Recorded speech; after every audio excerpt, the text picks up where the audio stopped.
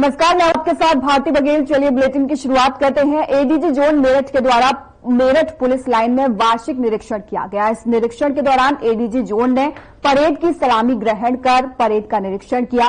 बता दें कि जनपद मेरठ पुलिस लाइन में एडीजी जोन में आपको बता दें कि परेड की सलामी उपरांत परेड का निरीक्षण किया गया। तत्पश्चात पुलिस लाइन का भ्रमण कर विभिन्न शाखाओं का भी निरीक्षण किया गया। साथ ही गलती को सुधारने और भविष्य में गलती न हो इस बात के लिए आवश्यक दिशा निर्देश भी दिए गए।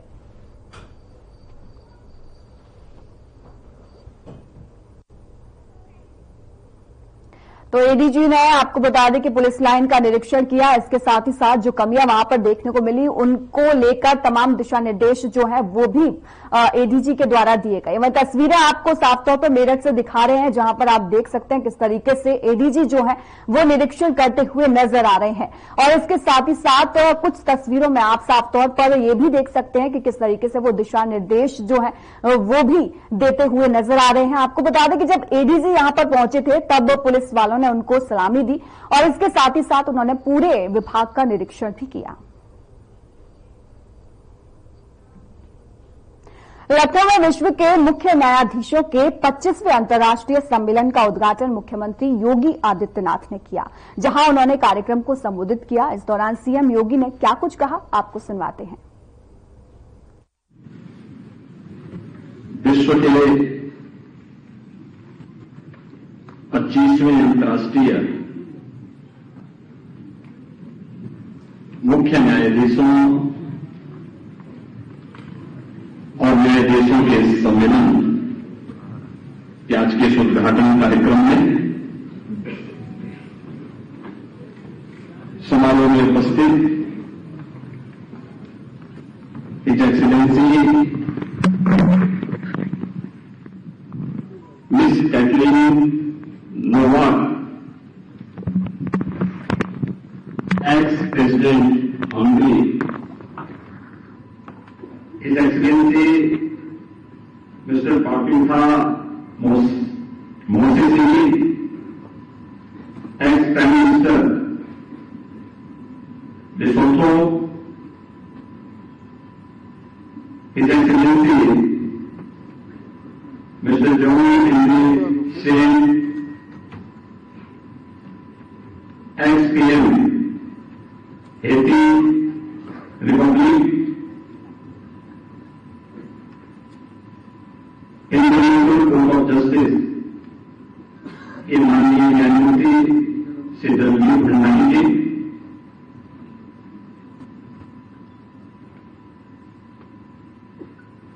सीएमएस के संस्थापक निदेशक डॉक्टर भारती गांधी जी,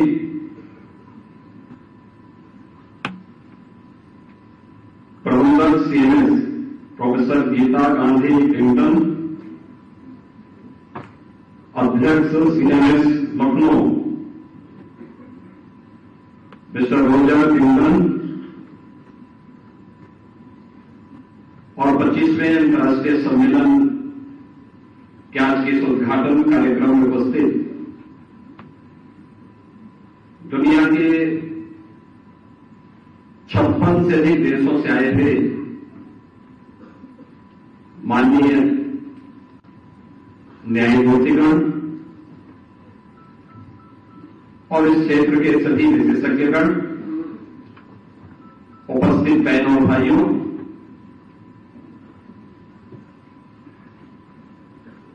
भारत के सबसे बड़ी आबादी के राज्य उत्तर प्रदेश के इस 25वें सम्मेलन के उद्घाटन कार्यक्रम के अवसर पर मैं आप सभी का उत्तर प्रदेश शासन और उत्तर प्रदेश के नागरिकों की ओर से हृदय से स्वागत करता हूं, अभिनंदन करता हूं।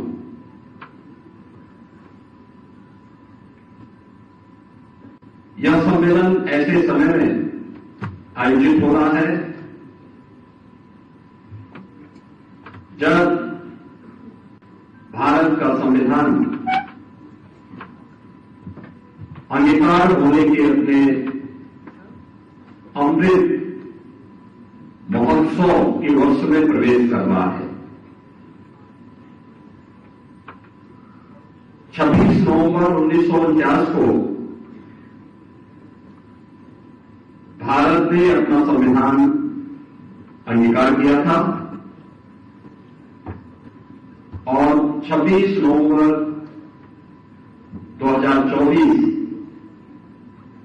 भारत के लिए वह दिन होगा जब भारत का संविधान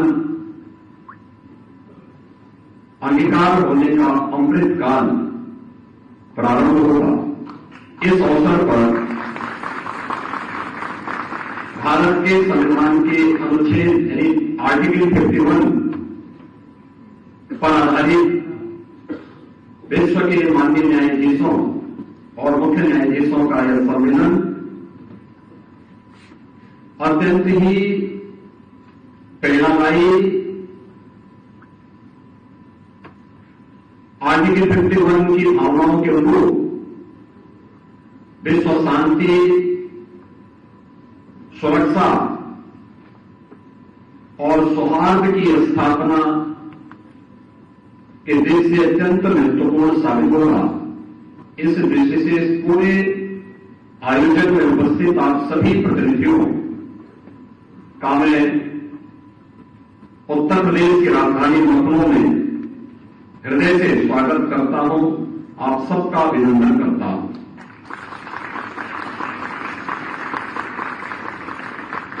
इस सम्मेलन में आप सभी माननीय अतिथियों को, बहुत सारे अतिथि ऐसे होंगे जिनको कई बार इस सम्मेलन में आने का अवसर प्राप्त होगा और एक कमी जरूर आपको नजर आ रही होगी कि सीएमएस के संस्थापक और आज से 25 वर्ष पहले जिनके नेतृत्व में और जिनके मार्गदर्शन में यह सम्मेलन लखनऊ में प्रारंभ हुआ था, आज वे भौतिक दृष्टि हमारे बीच में नहीं है। श्री जगदीश गांधी जी, जिनका भी कुछ देर पहले यहां पर इस सभागार में स्मरण किया गया, मैं इस अवसर पर उन्हें भी विनम्र श्रद्धांजलि अर्पित करता हूं और सिटी मॉन्टेसरी स्कूल की संस्थापक निदेशिका डॉक्टर भारती गांधी और इस अंतर्राष्ट्रीय सम्मेलन की संयोजिका और संस्था की प्रबंधक प्रोफेसर गीता गांधी किंगटन जी को इस सम्मेलन के लिए किसी जगदीश गांधी जी ने जो एक शुरुआत की थी आज से 25 वर्ष पहले, उसको उन्होंने अनुरंत रूप से आगे बनाए रखा है। इसके लिए मैं हृदय से बधाई देता हूं।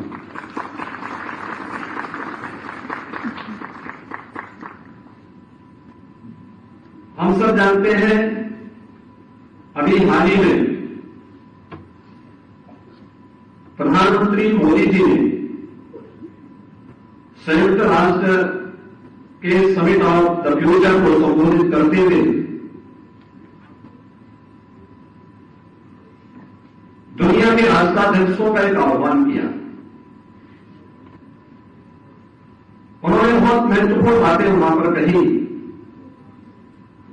कि मानवता की सफलता युद्ध में नहीं बल्कि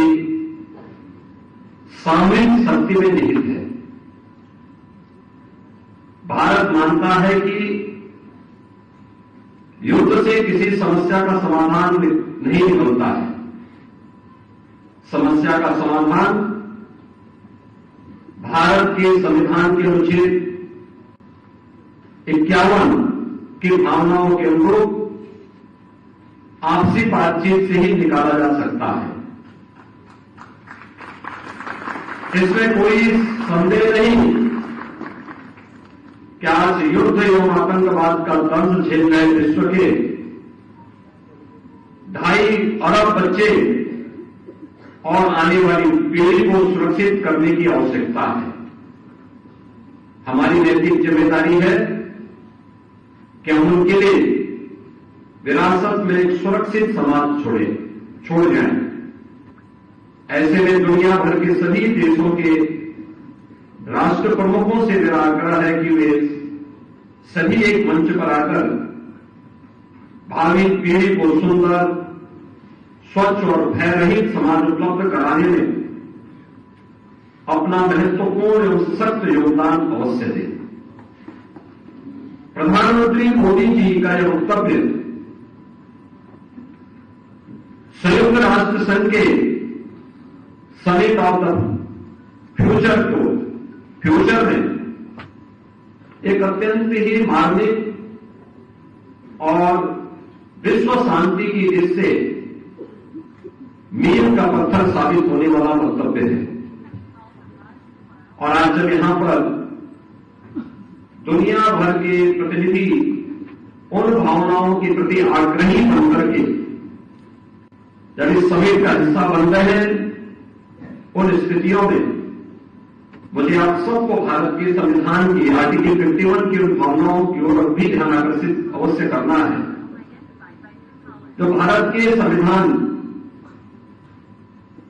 निर्माताओं ने आज से 75 वर्ष पहले न केवल भारत के लिए बल्कि पूरी दुनिया के लिए भारत के संविधान के माध्यम से व्यक्त की थी, जिसमें वैश्विक सद्भाव और शांति के लिए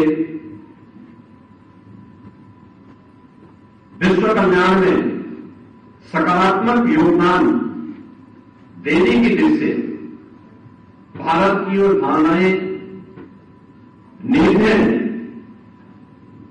हम सब जानते हैं कि भारत आज से नहीं, हजारों वर्षों से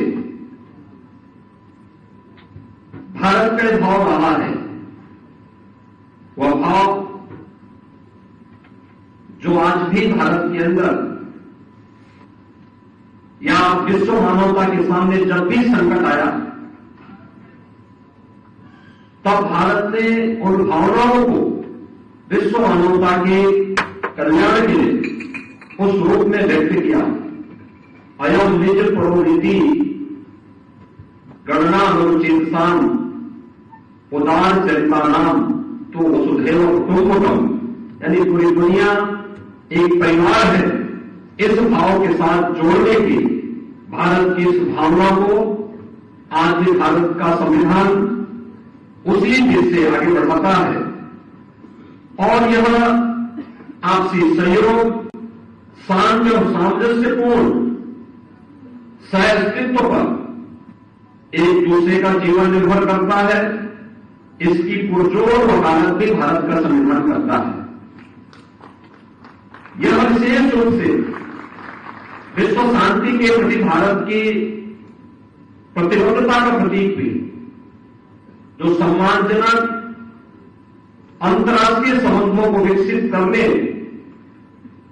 और संघर्षों को शांतिपूर्ण ढंग से हल करने के नैतिक मार्ग का अनुसरण करने के लिए भी हम सबको प्रेरित करता है। भारत की नीति संविधान के सिद्धांतों के अनुरूप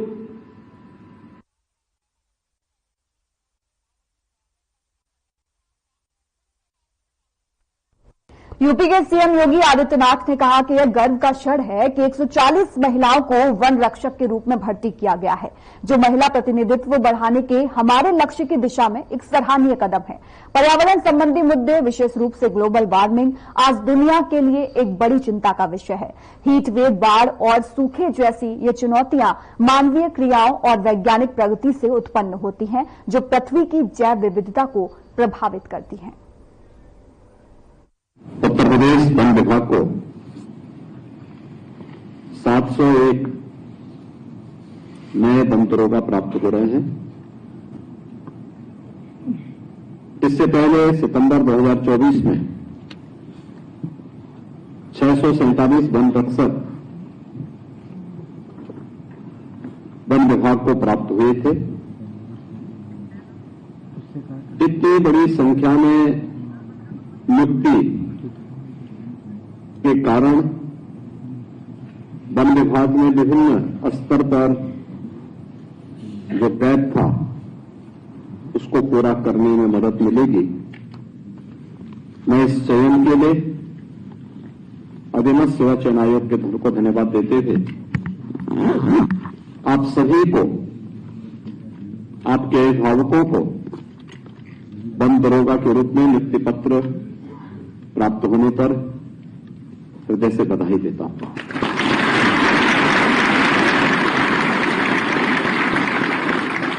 मेरे लिए यह प्रसन्नता का और भी अधिक क्षण है कि वन और पर्यावरण जैसे विषय में 701 वन दरोगा की इस नियुक्ति में 140 महिलाओं की भर्ती हुई है।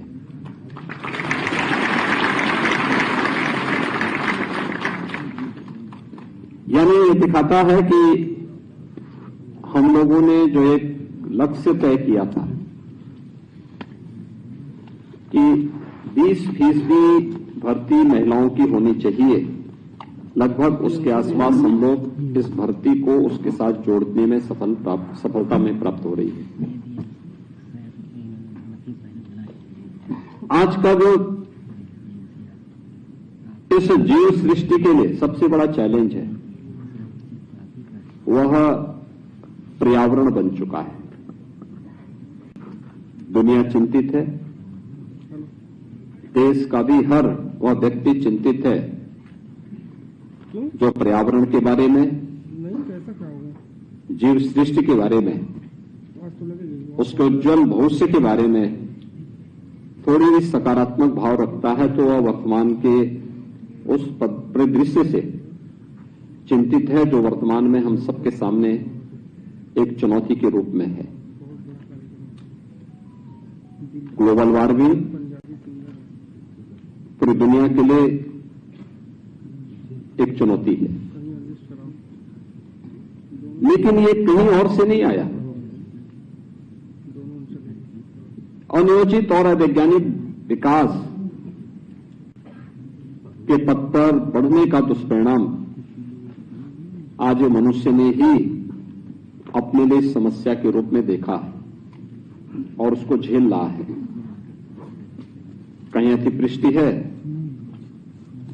तो कहीं पर अनावृष्टि है, कहीं पर हीट वेव्स चल रही हैं तो वहीं पर किसी एक दूसरे कोने में हम देखते हैं कि वहां पर कोल्ड वेव्स के कारण पूरी जीव सृष्टि ठिठुरती हुई दिखाई देती है। कहीं बाढ़ से जल जीवन तबाह है तो कहीं एक बूंद पाने के लिए लोग तरस रहे हैं। ये सब विसंगतियां क्यों पैदा हुई? आखिर सृष्टि का एक रौद्र रूप प्रकृति के इस भयानक रूप के रूप में हम कैसे देख रहे हैं? और यही संकट है कि जानते हुए समझते हुए भी हम लोग प्रकृति के इस रूप को आज भी समझने का प्रयास नहीं कर पा रहे हैं। और इसलिए इस क्षेत्र में न केवल स्वयं के स्वास्थ्य के लिए बल्कि इस पूरी जीव जंतु सृष्टि के लिए कुछ कर गुजरने की एक तमन्ना के साथ आपको एक अवसर प्राप्त हो रहा है। याद करिए, पूरे नवंबर महीने में देश की राजधानी लखनऊ और उसके आसपास का क्षेत्र एक गैस का चैम्बर बंद करके और समय स्कूल कॉलेजेस को वहां बंद करने के लिए मजबूर होना पड़ रहा है। श्वास लेने की स्थिति नहीं है। लोगों को वहां पर चेतावनी दी जा रही है कि अपने घर के बाहर न निकले। ये जो चुनौती है, आखिर इसका मुकाबला होगा कैसे? और ऐसा तो नहीं कि समस्या मनुष्य ने पैदा की है तो कोई दूसरी सृष्टि से कोई और आकर के इसका समाधान निकाले। अगर समस्या मनुष्य ने दी है तो समाधान का रास्ता भी मनुष्य को ही तलाशना पड़ेगा। और समाधान का रास्ता के लिए ही सबसे अहम भूमिका का निर्वहन कोई विभाग कर सकता है तो वह पर्यावरण वन विभाग से जुड़े हुए आप सभी जितने भी उसके कार्मिक हैं वे सभी मिलकर के समस्या का समाधान का रास्ता निकाल सकते हैं। और उसमें दोनों रास्ते हमें अपनाने पड़ेंगे। एक, लोगों को हम किसी को निवेश करने से रोक नहीं सकते, विज्ञान को आगे बढ़ने से हम रोक नहीं सकते, हम बैरियर नहीं खड़ा कर सकते, लेकिन अधूरा ज्ञान खतरनाक होता है। ऐसे ही अधूरा विज्ञान भी खतरनाक होता है। अधूरी टेक्नोलॉजी में अगर किसी को उद्योग लगाना है तो वह इस बात को भी सुनिश्चित करेंगे कि कार्बन उत्सर्जन कम से कम हो, पर्यावरण को प्रदूषित करने वाली गैसेज कम से कम उत्सर्जन कम से कम हो। प्रयास ये होना चाहिए कि जीरो लिक्विड डिस्चार्ज तक हम उसको पहुंचाने के समय कार्य कर सकें। टेक्नोलॉजी आ चुकी हो, टेक्नोलॉजी को अपनाएं। एक और जहां इस पक्ष को लेकर के हमें कार्य करना होगा, लेकिन साथ साथ लगातार वन आच्छादन कम होना भी हम सबके लिए चिंता का विषय होना चाहिए। आम जन को भी इसके प्रति जागरूक बनाना पड़ेगा। धरती माता के घरों में छुपा हुआ जल का जो भंडार है, उसमें जो कमी आ रही है, उस कमी को फिर से वापस लाने के लिए जल संरक्षण के प्रति लोगों को आग्रही बनाना पड़ेगा। वनों में अपने निहित स्वार्थ के लिए लगाई जाने वाली आग को नियंत्रित करना पड़ेगा। अनेक ऐसे कार्यक्रम अपने स्तर पर आप आगे बढ़ा सकते हैं जो लोगों को पर्यावरण की रक्षा के लिए, पर्यावरण की में जागरूकता पैदा करने के लिए एक यह दायित्व वन विभाग के वन दरोगा के रूप में आपके स्तर पर होता है। दूसरा, जंतु उद्यान भी आपके पास है। जितने भी प्राणी उद्यान हैं ये भी विभाग के अंदर ही आते हैं। वन्य जीवों की रक्षा भी करना, लेकिन साथ साथ प्राणी उद्यान के माध्यम से या फिर जो प्रदेश सरकार ने अलग अलग स्थलों पर अपने टाइगर रिजर्व बनाए गए हैं, उनको भी इको टूरिज्म की दृष्टि से नहीं हम उन्हें वहां पर एक सीजन में टूरिस्ट के लिए ओपन करें, खोलें, लेकिन हमें इस बात को ध्यान में रखना होगा कि वन्य जीवों में अनावश्यक छेड़छाड़ न हो, उनके जीवन के साथ कोई खिलवाड़ न हो। कैसे बेहतरीन संवेदना के माध्यम से हम एक संवाद की बेहतरीन माध्यम को आगे बढ़ा सकते हैं जो वन्य जीवों के प्रति आम नागरिक को भी जागरूक कर सके। इस दायित्व का निर्वहन करने में भी आप बड़ी भूमिका का निर्वहन कर सकते हैं, लेकिन लकीर का फकीर बनकर के नहीं हो सकता। अक्सर क्या होता है, सरकारी नौकरी जब व्यक्ति पाता है तो पाने के बाद वह अपने दायित्वों का निर्वहन पूरा ईमानदारी के साथ करने में कहीं न कहीं विफल सा दिखता है। जबकि होना यह चाहिए कि अब तो उसको एक निश्चिंत भाव के साथ कार्य करना चाहिए, प्रभावी ढंग से आगे बढ़ना चाहिए और उसको बिना किसी संकोच के उस विभाग को शासन के अच्छे विभागों में स्थापित करने की दिशा में जो सबसे अच्छा हो सकता है, उत्कृष्ट हो सकता है, उस दिशा में प्रयास करना चाहिए। इनोवेशन को बढ़ावा देना चाहिए। विभाग में ऐसे कौन से नए शोध हो सकते हैं जिससे आपका ये विभाग आगे बढ़ सके और आपकी कार्य पद्धति पूरे विभाग के लिए अनुकरणीय बन सके, उसका भाव दिखता है। और इसलिए मैं आज आप सबसे जब यहां पे नियुक्ति पत्र वितरण का एक कार्यक्रम यहां पे संपन्न हो रहा है, मैं आप सबसे इस बारे में कहना चाहूंगा ऐसा नहीं कि हम लोगों ने पिछले 7-7.5 वर्ष में कुछ किया न हो। ये नियुक्ति पत्र वितरण का कार्यक्रम आयोजित हो, ये हमने 2 वर्ष पहले मैंने इसीलिए प्रारंभ किया। हमने कभी नहीं, होता क्या है, चयन की प्रक्रिया हमारे आयोग और बोर्ड करते हैं, नियुक्ति पत्र प्राप्त होता है।